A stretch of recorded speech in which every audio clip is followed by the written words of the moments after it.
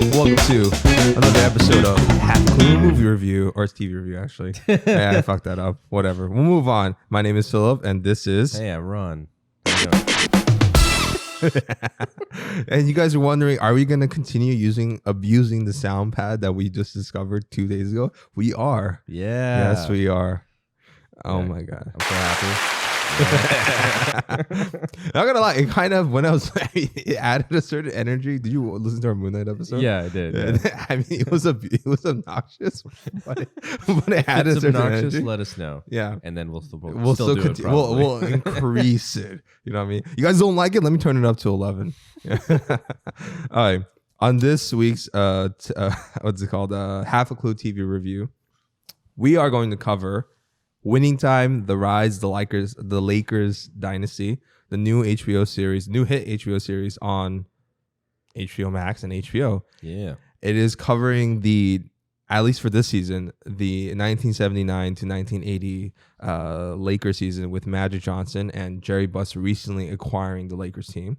And he's trying to rebuild not just the Lakers basketball franchise, but the entire NBA, how players perceive it as more of an entertainment piece. Yeah. And not just a dry sports viewing. This ain't golf. Okay. I know. This is basketball. Yeah.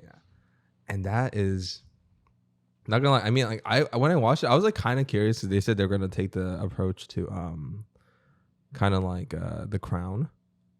Okay. Like, and in the sense that it's gonna be like they're gonna cover the Showtime era for like multiple seasons. Then after that, they're gonna take a little break and they're gonna cover the Kobe Bryant and Shaq era and stuff. Yeah. And then they're gonna take a little break and just see. We'll see what happens to the LeBron shit. And then like the second Kobe era without Shaq, and then LeBron and stuff. And I was kind of like, that's kind of interesting because the Lakers is, along with Celtics, is like one of the most recognizable sports teams in NBA. Yeah. And growing up in SoCal, you never think that the Lakers were such a big deal. I'm just kidding. Yeah. It's like here, it's like they're only, I don't know, maybe second to the Dodgers in terms of like how many fans and how like passionate the fans are. And so like, in the LA area, it's like there's Lakers. Yeah. Dodgers are probably like the biggest thing. And then the Rams are like not even. Yeah. Not even close. They won the Super Bowl. I mean, to be fair, they just moved recently, but yeah. They won the Super Bowl and like, barely anyone was like, oh, that's cool. Like, well, I mean, like, yeah. In LA, I was like, that's kind of sad because there are still a lot of 49er fans in SoCal. Dude, there are so many 49er fans and Raiders fans. Like, in SoCal, that's crazy. Yeah, I mean, for the Raiders, it makes sense because they were here for a while and they were big while they were here. And like, the Rams too, but to like it's just been so long since they were here. Yeah. They were just slowly been like recapturing, Were they St. Louis Rams? Yeah. Yeah. They're in St. Louis for a while. I forget how long. I want to say like 10 years at least. Like, if not, I'm pretty sure maybe longer. No, definitely longer. And then, and then the Chargers showed up because they're like, wait, how like the, football isn't really catching on here that much? We need a second team. That'll do the trick. But there's actually like, I will say there's been a large growth of like Chargers fans. I went to a game recently. And I'll say I went to one in San Diego because I went back in the day because I'm a Broncos fan. It was like 80% Broncos fans in San Diego. But now in LA, it was switched around. There was like at least like 60, 65% Chargers fans. So, good for you, I guess. I don't understand why they changed the LA. They changed the LA Chargers, right? Yeah. Well, it's because of money. But I mean, like, there's a San Diego Padres. San Diego is a growing. Oh yeah, no. The problem is like the owner just didn't want to invest in like basically building a new stadium because they had their same stadium from like the 70s, and I went to it and it was very old, very old. So he was demanding money from the city, and the city was like, "No, we're not going to give you money for a new stadium," which is good because they really shouldn't, Yeah. If Jerry Buss has taught us anything, put your own damn money into it. Even if you don't have that money, just get money from someplace and then do it, and then whatever, and then just hustle everybody into it, and lie.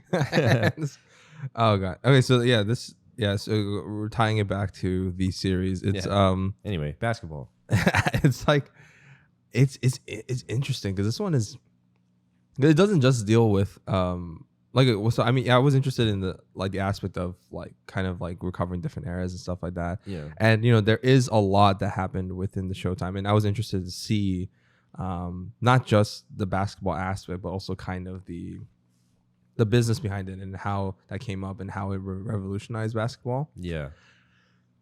But I was a little worried because, Adam McKay, I didn't know how close. I just saw Adam McKay's name on the thing as an executive producer. Mhm. But then he wasn't the creator. He wasn't the showrunner. But he did direct the first episode. And Jonah Hill directed the second episode. Yeah, I saw that. And I was kind of like, okay. But the trailer came out. And let's say trailer's not a big indicator for anything. People could make good trailers or anything. We've all seen Justice League 2017, the Josh Whedon cut. Suicide Squad. Yeah. So...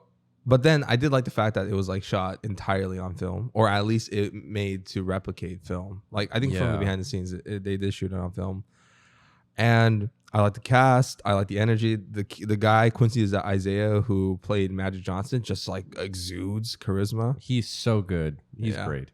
So I was like, okay, I was hopeful. And then the reviews started coming out, and then I watched the first episode. And I was like, okay, this is good.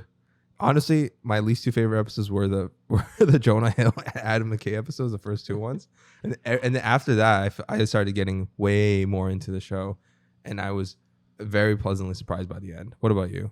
Yeah, no, I had the same kind of reservations coming into it because I was like not a fan of Don't Look Up like at all. Yeah. So I was like, oh, Adam McKay's new project, like we'll see, and then. Yeah, no, it totally blew me out of the water. But I don't know how much that has to do with him. Oh no, personally, nothing. He probably I think his biggest contribution is he directed the first episode, and he probably has like, oh, that would be cool if we cover this, and he brought on John C. Reilly. And there might be more, Adam, but I don't want to give you more credit. You gave us Don't Look Up, so this is what happens. Yeah. So like, I also not really, not that I wasn't that interested. It's just that like I'm not a basketball person like at all. Yeah, same. I'm not really. Yeah, like like in my family, it's like like with all like my extended family and everything, we're split between like Lakers fans and Clippers fans, and I was always like, I don't care. I was like, I'm sorry. I went to Clippers games once. It was pretty cool. But I'll say just like I was not that very interested in like doing watching a show about basketball. Whatever, I was like, all right, but like it's an exciting sport. I'm sure there's like a lot of cool business stuff behind too. But no, it like sucked me in and engaged me, and now I was like sad that it ran out of episodes because I wanted to keep watching it. I was having such a great time. Yeah, really fun. It was surprising because I love that it's a really good. After the first two episodes, I mean, okay, fine. I'm like harping on the first two episodes. They did do a lot of groundwork and us getting to know people. But They weren't bad. No, they weren't bad. I just don't want to give Adam McKay any credit or Jonah Hill. I didn't like Midnight News. I thought that's overrated as fuck. That people like just sucked on like Jonah Hill, the new director. Fuck off. I don't hate you, Jonah Hill, if you're listening to this podcast for some reason. Sounds like you hate him. No, I actually do like Jonah Hill. But I thought like for the most part, the show did a really good balance of being kind of like this entertaining, informative documentary, but also like about both the business and the basketball, and also the personal lives of the players. Yeah, definitely. I think that all kind of really came to a head around episode 4. Yeah, that's what the fuck. Who the fuck is Jack McKinney? Right? Yeah. That was like, I was like, when that happened, I was like, my claws they just entrenched into my soul. I was like, oh wow, okay, I'm into this shit. Yeah, it's like once the basketballing stuff really started to come off, I was like, all right. I was like, now, like like you said, everything was laid out. Now we get to like cash in a little bit more, and yeah, it was super fun. The business aspect of it and like the interpersonal relationships like really shine. Yeah. And that is without a doubt because of how well cast the show is. Like, just all around. Let's start off with John C. Reilly's Jerry Buss. Fantastic. Wow. I think one of my favorite, I mean, look, he's always been good. He was in like a lot of Paul Thomas Anderson films and stuff. Yeah. But I think this is my this hands down my favorite performance in John C. Reilly. Like dramatic performance. Yeah, I was gonna say it turns like dramatic performances. It's this one and then Chicago. No, I'm just kidding. But no, this is like an outstanding performance from him. Honestly, he pulls it off so well. he gets like that kind of like not careless, but like that Like he has like a swarmy like sleazeball quality, but yeah, he's charismatic and also at the same time yeah. he's damaged with obviously with mommy and daddy issues and stuff. Yeah, Like he balances all those flaws and yet the charisma so well. He manages to stay likable and relatable, Yeah. even though he's like a rich, probably like, you know, kind of spoiled in his own way. Yeah. Like excessive kind of greaseball, but at the same time, like he still seems to like have like a heart, you know, Yeah. like his heart's kind of in the right place, but he just doesn't know how to express it or how to like properly deal with it. Right, because like he still cares. Like, you know, I mean, like they added the like, you know, props to the writers Max Bornstein and Jim Hecht, and there's a lot of people like Rodney Barnes, who just appears. I do like the fact that there's consistently usually the same writers for each episode, because it usually, like, you know, if you look at our Dexter review, we talk about that every episode is like written by like some other random person, but this one seems to be a lot more consistent. Oh, you mean like a good show? Yeah, yeah. So I give a lot of props to Max Bornstein and the writers Rodney Barnes and Jim Heck for adding like certain elements, like, you know, like he could have been just an easily dislikable sleazeball, but then his relationship with his family, particularly his mom, Jessie Buss, that's played by Sally Fields, who was a heartbreaking in the film. That's the show. Yeah. Or I mean the show in the show. And also just like how he wasn't so ruthless and just trying to cut everybody out. Where like, even with Jack McKinney, he was trying to give Jack McKinney a chance. And on top of that, like, you know, everyone admires like kind of a good hustle, right? Like he was struggling, but he was still like, it wasn't easy for him. It was a hand end and his effort to get to there. This whole thing, yeah, it's like it's hard. Like, you know, it's pretty easy to like shit on billionaires and everything else, but a dude like this that seems to have really built himself from the ground up, yeah, it's hard to not respect that. So good for him. There's one element that I had a little problem, because there's no actual, and again, this is dramatization and stuff. I don't expect the fact by fact, because we just watched a documentary at this point. Yeah. But in California Dreaming, when he finds out that his mom has like a 0% chance of surviving, yeah, and he cries and he hits on the nurse, yeah, and then like he starts unbuttoning her and then like basically sexually assault her, because you could tell, or not, like she was very clearly uncomfortable. Yeah, it was like at the very least, yeah, he like put his position of power into that, because he also offered to pay her tuition and everything. And I was kind of like, I felt that was problematic, because we'll get into this now. The fact versus fiction aspect of it, is that like there was no actual recorded incident of him having. I mean, it's possible he did, but there's no actual recorded incident of him sexually assaulting or sexually harassing or using his position of power to gain sexual favors from anybody who worked for him. And I'm like, he's dead, so he can't really even defend himself. Yeah. So I feel like that was a little bit problematic for me, because I was just like, as it's kind of like smearing this guy's name, and, you know, with like, and like taking too many creative liberties with the story. It could be. It's it's hard to like, if there's no actual evidence, I guess, or like stuff of him doing anything like that. Like, if that was like something, it's like, oh, well, he was known for doing stuff like that sometimes, or he definitely got away with some shit, then yeah, sure. But if it's just kind of like out of nowhere, then it's like, that seems like it's kind of fucked, you know? Yeah, I mean, like, divorced from the real life guy. Yeah, like I felt like that character, the way they set him up, would have done that in that situation. Yeah, but at the same time, I'm kind of like, it felt like kind of irresponsible to do it in this series, because it's just like, because, you know, these are real life people and stuff, like, so yeah. I mean, I guess that's why they're just like, don't worry, we changed names and events, and they're not meant to reflect exactly, you know, some real people.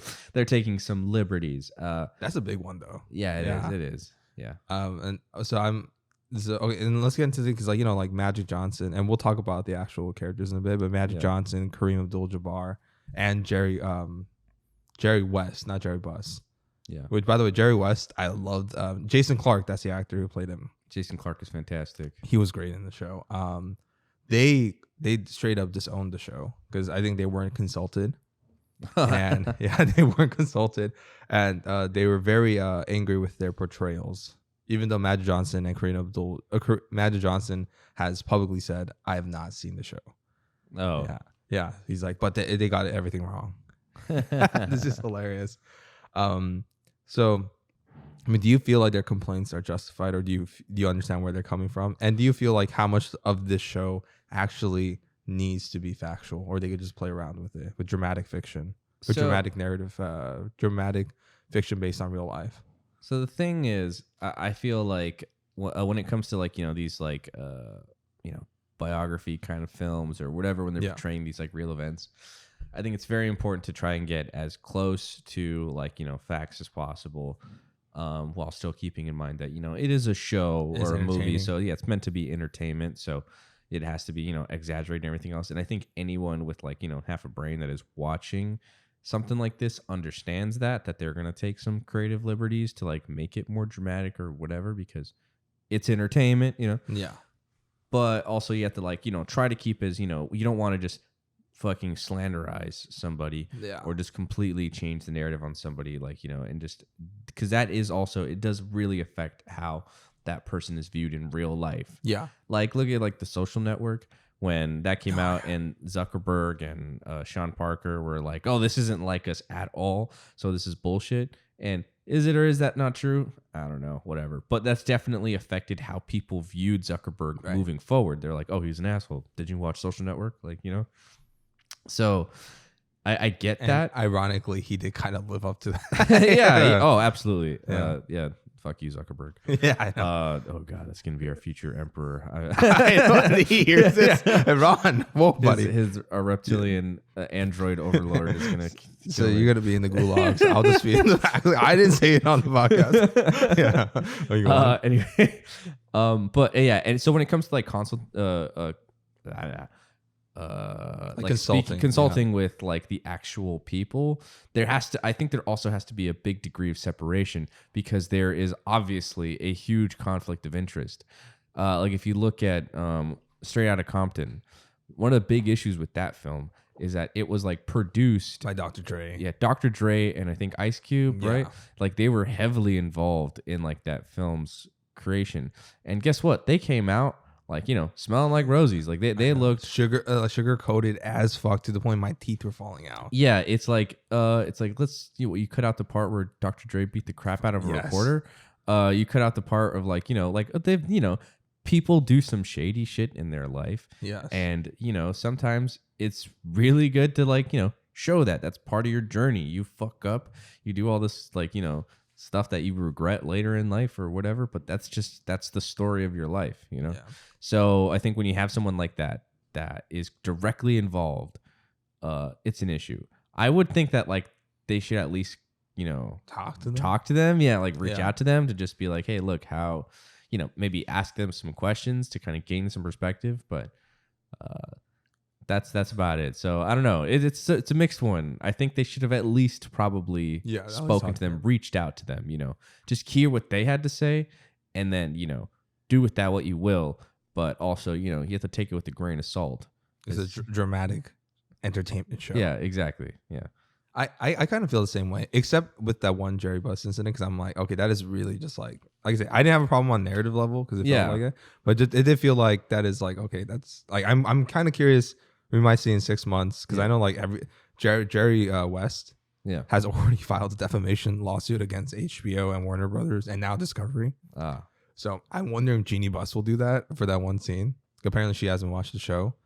And I think she probably will. But Shaq loves it. Shaq's like, yeah, this is not Jerry West at all, but I understand. Like he's actually like, but I understand. It's like Jerry West is my close friend, but Jason Clarke didn't play, like his portrayal is nothing like Jerry West. Yeah. He's my favorite character on the show. I thought the show was really entertaining. And so in that regard, like I'm okay with actually changing the personality up with other characters, like if it's not like they're as well known, and they need that, because you needed kind of that unstable executive who I was like, he was kind of like added both a sense of humor and drama, and also like kind of like relentless pace. Yeah, he was by far like one of my favorite characters for sure. Every time he was on screen, it was like hilarious. It's like the angriest man alive. Right? He's like, they even made the NBA logo. He's like, that's me. It's like, if you think that made me happy, nope. His episode was dope. I think that was Was that the second episode? That was the second episode or third episode?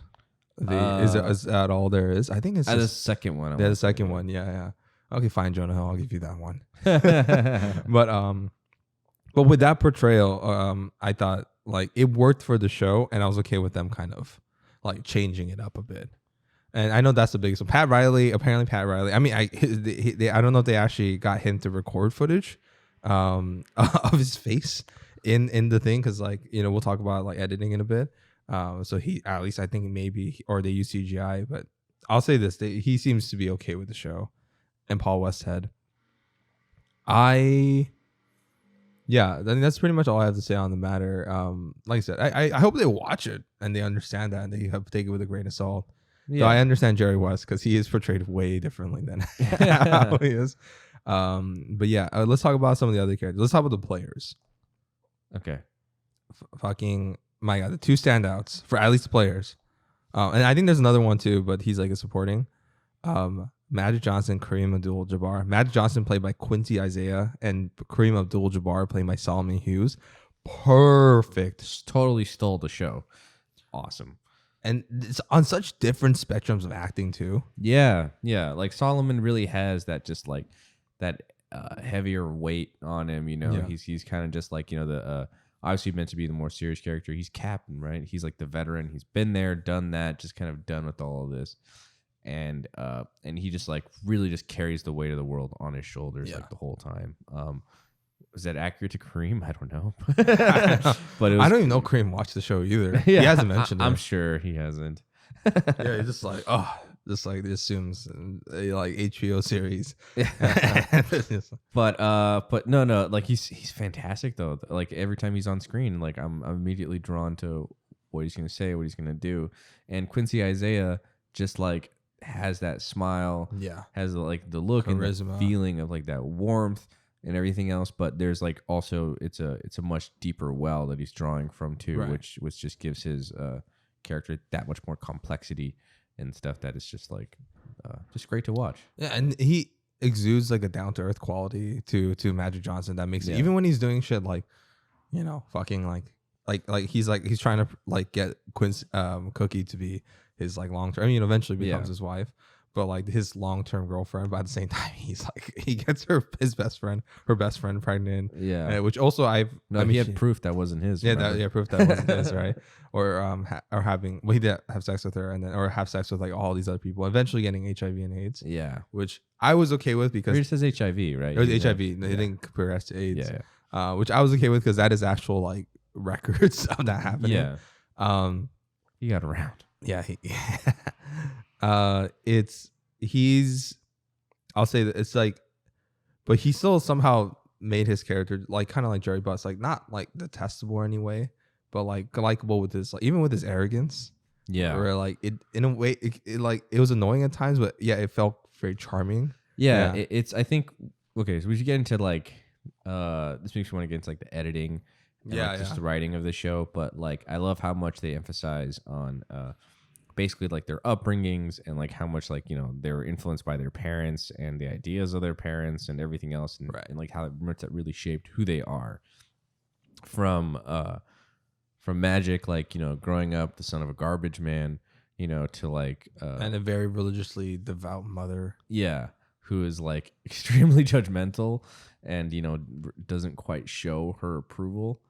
But like, you know, which kind of feeds into his character always trying to get everybody else's approval. Yeah, he wants to be liked like so bad, and like it's, you know, it's understandable. And then someone like Kareem, who's like it's like he's with social justice issues are weighing heavily on him. He's changing his name. People were hating him when he first came out. Yeah, now they love him. It's like it's like I give so much props to like, you know, the real Kareem for like, you know, standing up for his beliefs and everything, and really pushing the boundaries of like, you know, what a lot of athletes were doing back then and everything. So like I understand he's got that weight on his shoulders that I think that like, you know, I don't know, like first generation parents or something, like they understand where it's like, you know, you work your ass off, you go through a lot so you can give, you know, basically, you know, I guess children for like, you know, just for the sake of this metaphor to like, you know, have more opportunities to like do stuff. And then you get kind of angry when they're like, get to actually do that stuff and not have to deal with all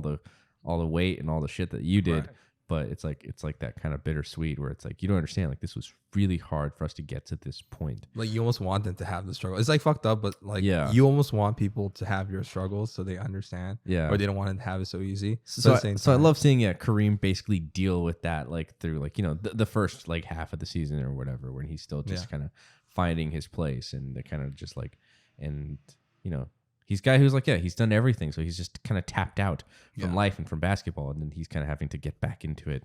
But with Irvin Johnson or Magic Johnson, kind of bringing that up. Their dynamic was great. Their chemistry, was off the charts. He basically is like, he feels like a big brother to him, you know, at times, which is like, it feels like that's what it would have been like. I don't know, but it's great. I love their whole relationship and everything. It's just mind-boggling, the casting, like how they were able to get somebody who kind of physically resembles the actual Magic Johnson and Kareem Abdul-Jabbar, especially Kareem, like the height and everything. But is also he actually that tall? Kareem Abdul-Jabbar is insanely tall. No, not Kareem, the actor. Because I figured that they were like staging them in certain ways to like basically make it seem like they were taller than they were. I think he is, because I mean, like at least like, and when they're, because did you watch like the after shows, like after the episode? Like they would bring stuff, like not when he each was episode, but when he was on the episode that he's on, the episode 5 where they're arguing, when he's sitting down, like he's just towering above the other two people. But I don't know what's his actual height. I am researching now. Click. And then I'll add to the editing and the editing and stuff. Right, it's like and one of my other standout characters was Spencer Haywood. Holy crap! Sorry.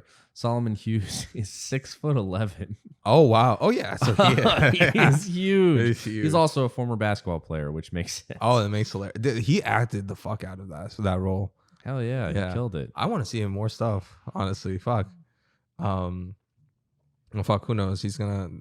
They make was it Game of Death, the one that Kareem Abdul-Jabbar was in with Bruce Lee.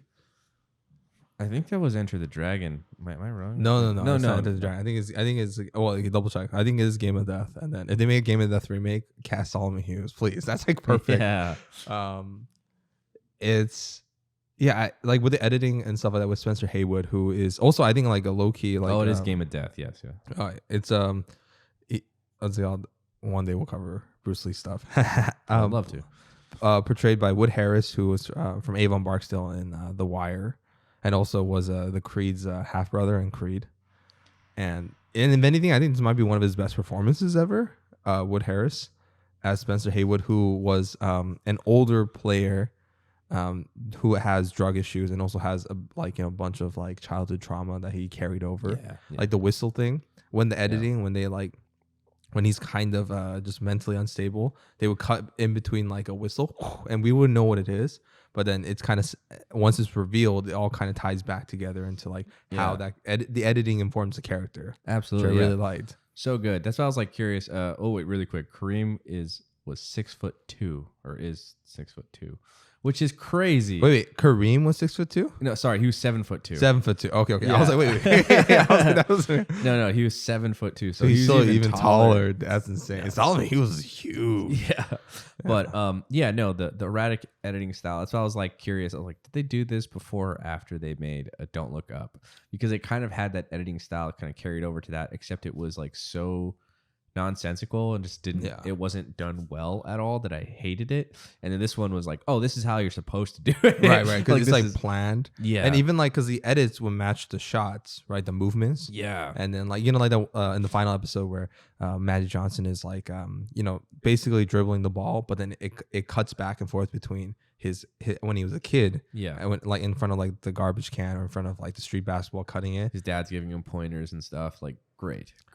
And because it very much, at least they had like a plan of or a shot list or something to kind of like cut back and forth, or even like the famous, and we'll get into coaches in a bit, Pat Riley. Remember when he's like kind of just like combing his hair, but it would cut back between the actual Pat Riley in the mirror, and Adrian Brody's Pat Riley. Was it? I thought that was his dad. No, at least because I looked up to Pat Riley and it might have been his dad, honestly. Yeah, I thought it was like supposed to be his dad or something. Because look up Pat Riley now, and it's like just on this. Yeah, that pretty much looks like, unless like his dad, they cast his dad to look like old Pat Riley. Yeah. Even which, the way which it's would make excellent. sense. Yeah. Yes. Either way, like, yeah, it's great. But they do that so much with like all of like really the integral characters. Like how much like, you know, their pasts like, you know, shape them so much to be who they are, and like specifically their parents and everything. So yeah, it was great. I loved that. Yeah, and it's like I in the technical Emmy Awards, I think there's no hands down. Like I get it, you guys. Everybody wants to give Succession every single fucking award. I love the show. It is the best show on television right now. I've been trying to get this guy to watch it, but then I was even tempted to show the dick pic scene, but I'm like I feel like that would fuck it up. Oh, you bitch.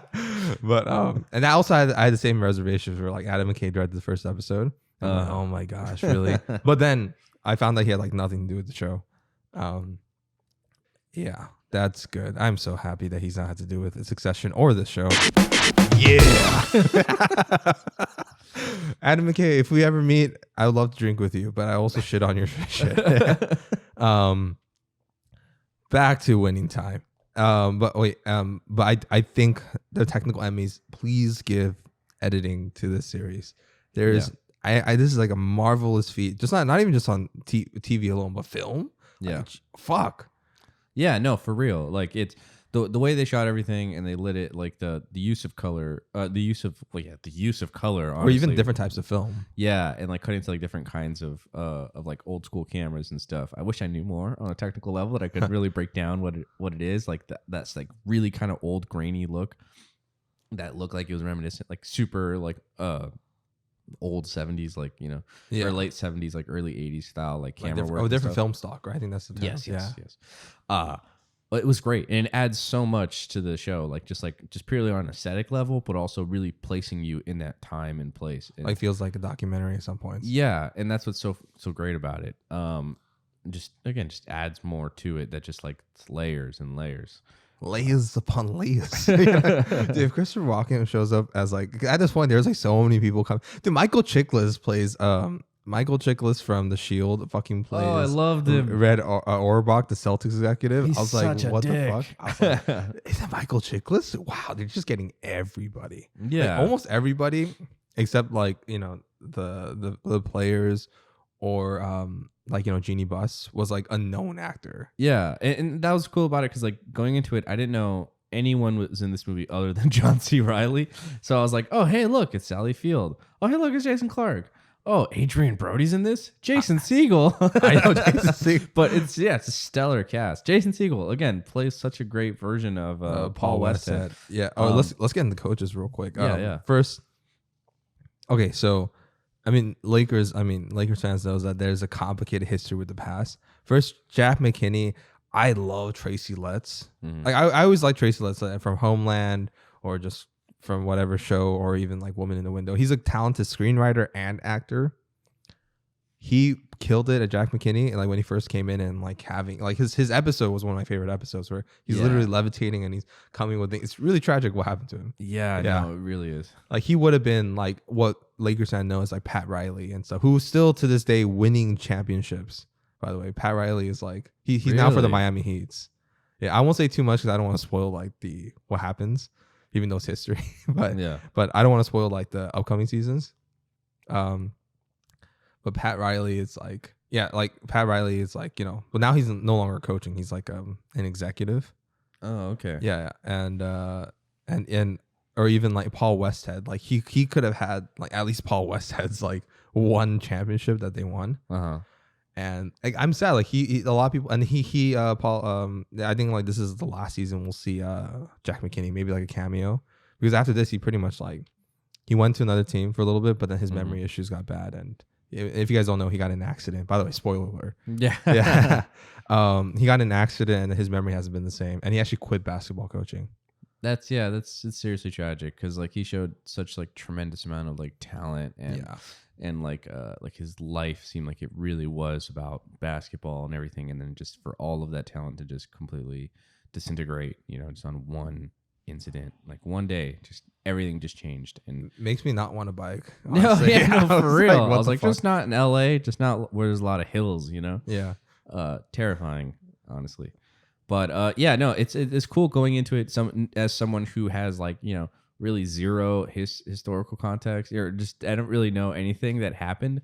So watching it go along, it's like, oh man, I can't wait to see this Jack McKinney guy like really take this stuff to the next level. And then I was like, oh shit, like I was like, did he die? I was like, did he actually die? I was like, that's nuts. But no, it's just sometimes fact is stranger than fiction. It's wild. It's like no, it is. It's like that's why it's that's why I was curious to hear your perspective. I think when the episode happened, I was like, I for some reason I thought you were watching. I was like, have you seen anytime yet? And I was like, and you're like, no. I'm like, damn it. I was like curious on your reaction on that. But it was it was like that was like even like as someone who knew what happened, it was kind of like a startling scene to watch because it's like it just like at the moment it was just like it was like the biggest curve. Left turn that this show could have taken for the team. At least. If it wasn't based on real life, you'd think that it was like, oh, and then he gets into an accident, and like of course his like apprentices show up, and then there's like a whole issue there. It's like just like fake, drama or whatever. But it's like no, that's real. That shit happened. And sometimes it works out that way. Like I remember when the Broncos were on their run, years ago, like on their Super Bowl run, one of them, like their head coach needed like emergency like heart surgery, like in the middle of the season. So like the defensive coordinator stepped up to become like the head coach for a couple games, and then they were winning, and it was like, they're still winning, but it was like it's crazy, it's tense, just like how that's what's so great about sports, and that's what makes sports so exciting is when you're like drawn into all of the like personal things stuff. Like you got to know which people who has beef with this guy or whatever, and who like this guy, like, oh, he was a former coach for this people, so like him playing here is that much more significant.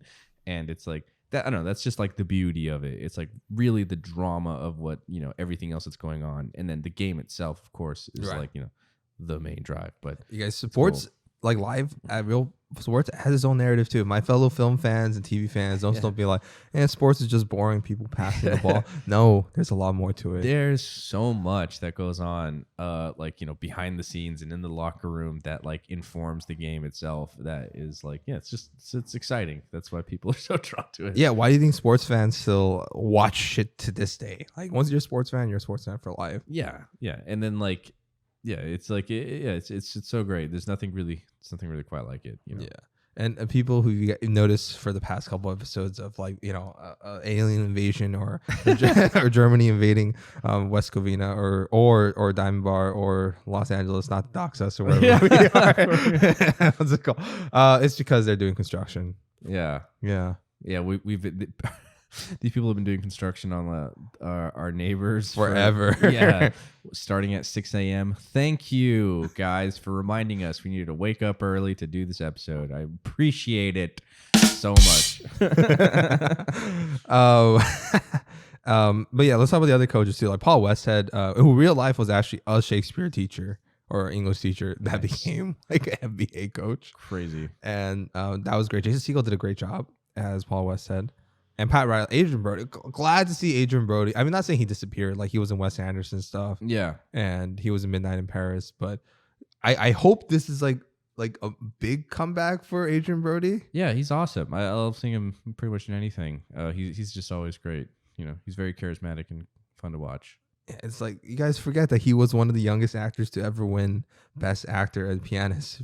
Hollywood, don't forget Adrian Brody. I forget which movie or TV show. If someone knows, let me know, please. But like, there's like some show where they're like, for some reason, it's become like a tradition in our family to watch The Pianist on Christmas. Oh wait, what? Oh wait, what the fuck? There's a show, there's like some TV show. I don't remember why, but it's like funny because they show them like they cut to their family on the couch and like everyone's like crying watching The Pianist. Like, and they're like, I don't know why we did this. Like, I don't know why we do this to ourselves every Christmas. Was become a thing. That's oddly enough. Like, I think that is a good Christmas movie. No, in the sense that it makes you appreciate what life is. I mean, and then just like the hope it carries and how to persevere. And it's like it's a low key, like deceptively great Christmas movie. It's a great movie. I would say I'm not gonna like gather around family, Merry Christmas. That's how I watched it the first time. Tragic that's fucking story. My grandparents and like we watched The Pianist. Anyway, I was so happy to see him in this. And like again, the arc that his character goes through, where he's just like kind of in the shit. He's just hating or just like Without just doesn't know purpose? what to do with his life. Yeah, just really wandering through. And it's like, I don't know if you ever like been out of work and you don't really know what to do with your time. It's shit. Yeah, it could be it really sucks. And it's not that, obviously there's other things to do in life other than work, but like, when you've kind of just only been focused on one thing so long for like the vast majority of your life, it's a lot of something that professional athletes deal with after retirement is how to spend your money and your time well. So you're just not, you don't really fall into dark or bad habits, because it is a thing, again, because it's like, imagine being so devoted to a sport, to this one thing since you were a child all the way into adulthood, and then it just like it stops short. It's like, what comes next? I don't know. And then it's like, yeah, that's why oftentimes they do come back for like coaching or to be commentators or anything. I mean, they Speaking of Tom Brady, Yeah. 10-year, 375. By the way, he canceled his retirement 40 days into the season. $375 million deal to be like, what is it, like a broadcaster? Fox News, a sportscaster, yeah. Sportscaster. Insane. And yeah, exactly. Like he retired for like, 40 days. yeah, like a little over a month, and he was like, fuck this, I'm back. I know. He's like, I'm not retiring until I win another one. Yeah, and again, that just makes sense, because if you know Tom, like it's even if you're not the biggest fan of him, which I'm not, but like I get it, because that dude has an insane amount of like grind and focus to be able to play the game at his level for as long as he's been playing. It's insane. So again, you stop that like on a dime, it's like it's impossible. Like how do you just like all right, now I'm just gonna go to Costco like on a Tuesday and just act like I'm not fucking Tom Brady. Yeah, right. As if Tom Brady's ever stepped foot inside Costco. He hires someone to go to Costco. It's hilarious. I think I saw this one wonderful. It's a brief aside. It all ties back to sports. Yeah. But I saw this one. I think comedian who made the joke was like, "Oh yeah, he like congrats to Tom making the 10-year deal like to be a sportscaster once he retires." Yeah. And it shows a picture of like first year as Fox News sportscaster, but Tom Brady has a 3-foot long gray beard because he never retired. He retired in the 70s. Whenever he decides to finally pack it in. But I love that. It's hilarious that he was like, he retired. Nope. Came back out of retirement immediately to like, I think get you and back I to would never work. bought it too. Yeah, no, I was like, this fucking guy. And then afterwards, he was like, you know what? I'm not even going to have to go anywhere near that again. No month off or anything. I'm going to have a plan lined up. So as soon as I retire, I'm back to working again. Because He already had like the Hertz commercial of him getting charged or something. I just the thing is, I don't know if like Tom Brady's going to be that great of a sportscaster, honestly. Like I think Tony Romo, I mean, there's obviously been like a buttload of like, of former players and everything and coaches. But like, I don't know, I don't think he has like that charisma. Like if Peyton Manning was going to be a sportscaster, that would be incredible. I think everyone really wanted that, but it's just not what he wants to do. Like Tom, I don't know. I don't think he really has like that charisma. No, but people will listen because charm. it's Tom Brady. Yeah. He'll get on some stuff. We'll see what happens. But that is so much money. And you're already devoting so much to whenever he decides to retire. And like that's just crazy. And that's the kind of shit that only happens if you're Tom Brady. So like, yeah. Anyway, brief Tom Brady aside. We hate Tom Brady. I'm just kidding. We don't hate him. So, but anyway, So it goes back to like Pat Riley again, being a dude who just like doesn't know what to do, gets back into sports because he just has to be in there some way, shape, or form. And then once he becomes a coach, he gets hooked in. He likes it. And on top of that, he's great. He's probably better than Paul Westhead. And I don't want to say too much because to not spoil like the future seasons. But let's just say he has a knack for this. Like it's especially when he has that one final say with Magic Johnson. Yeah. Like 63-3. Which is the rookie vote of how many votes went to Larry Bird, 63, and how many votes went to boom, the Magic perfect thing to Johnson. say just in that moment, like just so great, just to be like, this is that extra push you need. That's a good coach, and I love seeing that. Like they do have like a good balance, like him and Westhead kind of like playing off each other and everything, which I love. I love the scene where he's broadcasting and everything, and he starts like kind of saying like, oh, like he starts basically giving like coaching tips during the broadcast. He's like, this person needs to do this or whatever. And the other announcer guy just puts up his fist like, shut up. And it's like, oh, it's so frustrating. And like, yeah, so it works well. It works. I'm so excited for let's like kind of wrap let's kind of wrap up this into season 2 speculations or 3 and going forward. Any last person again, Jeannie Buss also okay, another couple people I want to mention is Jeannie Buss, who's Jerry Buss's daughter, who, Yeah. For Lakers fans know that she's, like they're setting up her arc as like basically become the next Jerry Buss. Yeah. And Claire Rothman, played by Gabby Hoffman, who was like always like kind of oft forgotten integral part of the Lakers Showtime dynasty. And Gabby Hoffman, really loved her in like Come On and other like Transparent, maybe is that a show? Yeah. She's great. She's really good. I am, and that's another thing. I like the fact that Jerry Buss is not. I mean, he's a little misogynistic, but he at least respects talent. And gave Claire Rothman the treasure, not his fucking sons. Which was heartbreaking when he was like, "Oh, who should I give this to? Why don't you take the two sons?" I'm like, really? Jeannie was there the entire time. I was like, dude, what a douche! Like, what a dick move, man. Come on, like she's been building this thing, and she's clearly great at it. Yeah, and at one point, like Claire Rothman is like, this is just as much her thing as like, if not more than like anybody else's, because she really helped build this to what it is. And then for him to just completely just not even notice, I guess, is like, ugh, damn, that's rough. But I mean, I guess we know it works out in the end. I didn't know that, but now. Well, I mean, wait, what was it called? Oh, you didn't. Oh, you didn't. No, I had no idea. But I won't say. Well, okay, I'm not gonna say too much because like it actually like is a lot more complicated than just. I imagine, right? Yeah. Like the show really, shot me anything. It's really complicated. I won't say anything about that. Let's get into season 2 speculations. So I'm, one of the things that we didn't touch upon yet on this episode, and I don't think they did it too much on this season yet because they're just kind of building it up. But the Larry Bird, who was almost played by Bo Burnham, which is hilarious. That would have been interesting. I think if it was Bo Burnham, he would have had a bigger role in this show. Possibly. Yeah. I think that would have been awesome. Honestly, the show feels like it would have benefited for Bo Burnham. But the good guy that casts as Larry Bird just looks like Larry Bird. Yeah, he was great too. I loved it because again, it's like I'm only like passively familiar with Larry Bird, but I've never pictured him like that. Like as this like kind of super rough, like angry. Shut the fuck up. Yeah. Fuck you. But yeah, he does look exactly like Larry Bird. Yeah. It's kind of hilarious.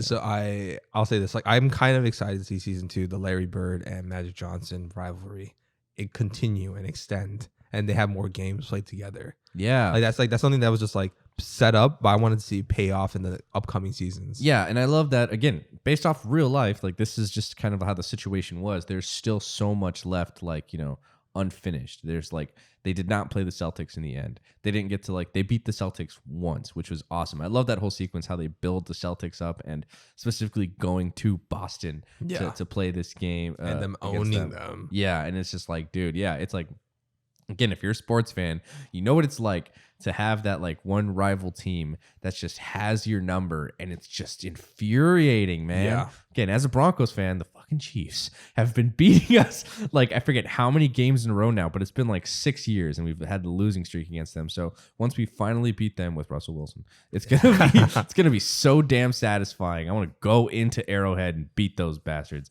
And it's like, yeah, so I get it. It's great. And then like I love that like Jerry West character. He's like, yeah, listen, again, help setting the stakes. Just like, I think what really fucked us over is that we lost that first game against them. Yeah. Once you lose it, it's like, it's so hard to like regain that momentum and everything. So again, it makes it like so certain. It's like, yeah, this game isn't like super important, although it is for like, again, other reasons, right? Westhead and, everybody else. But like, also just like for the rest of the dynasty, like this is going to affect it like so much. So that final game is like extremely tense, and it's like fun, and yeah, it's great. It's great writing. Exactly. I'm kind of curious, and also the coaching stuff. Oh yeah, like, I'm curious about like what's gonna happen with Westhead and Riley and stuff like that. How is it gonna progress? Who's how are their player dynamics gonna be between the coaches and stuff like that? Yeah. And I do want to see Pat Riley, or both Pat Riley and Paul Westhead, like see how their characters develop. And I am curious to see how, because like Jerry, like the last line was "Watch me paddle, motherfucker," from Jerry Buss. Yeah, and see like how success has maybe tainted Jerry Buss or made him more ambitious or even more ruthless. Yeah, or like even just like just reckless and like maybe even a little arrogant, because to step in as a new owner and to just like reshape everything the way you did and then come out with the championship. how do you not just get arrogant as hell after that? Oh, especially with Magic Johnson, he's gonna get like really arrogant. Maybe he makes mistakes too and stuff. Yeah. So yeah, I'm really excited for season 2. I want this to I want to see how the saga continues. And good for you guys. Thank you guys for actually watching something that's not on Netflix. Good for you guys. You know what I mean? And Netflix stock has been tumbling. So yeah, they've been suffering. They've Invest been in hurting. Netflix now. And then your money will pay off once Apple buys Netflix or Yeah. somebody. We just know. Okay, you guys. Thank you guys for another episode. We didn't do a review. Let's do our ratings for this season. Oh, okay. What's your rating for this season? And again, I would never thought I would say this like going into it, but I think I'm gonna put this one, if not premium streaming, like on the shelf. Like this is one of my favorite shows of the year so far. Really good. I recommend it to Not as good as Moon Knight though, right? I recommend the show to like almost anyone. Like even again, like when Yeah. people are like, I'm not a basketball person like at all. It's like that's fine. It's That's like, fine. Yeah. It's still like very engaging and everything else. And then like the basketball stuff is just like the cherry on top. So Yeah. I'm gonna say I can put it on the shelf. Yeah. I agree. I concur. Also on the shelf. I know this is going to be a major complaint to our friend. We won't name him by his name that we kind of have similar ratings, but I'm sorry. It's true. This show is amazing. On the shelf.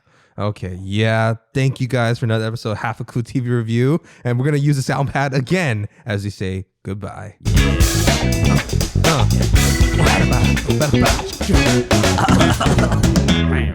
Ugh.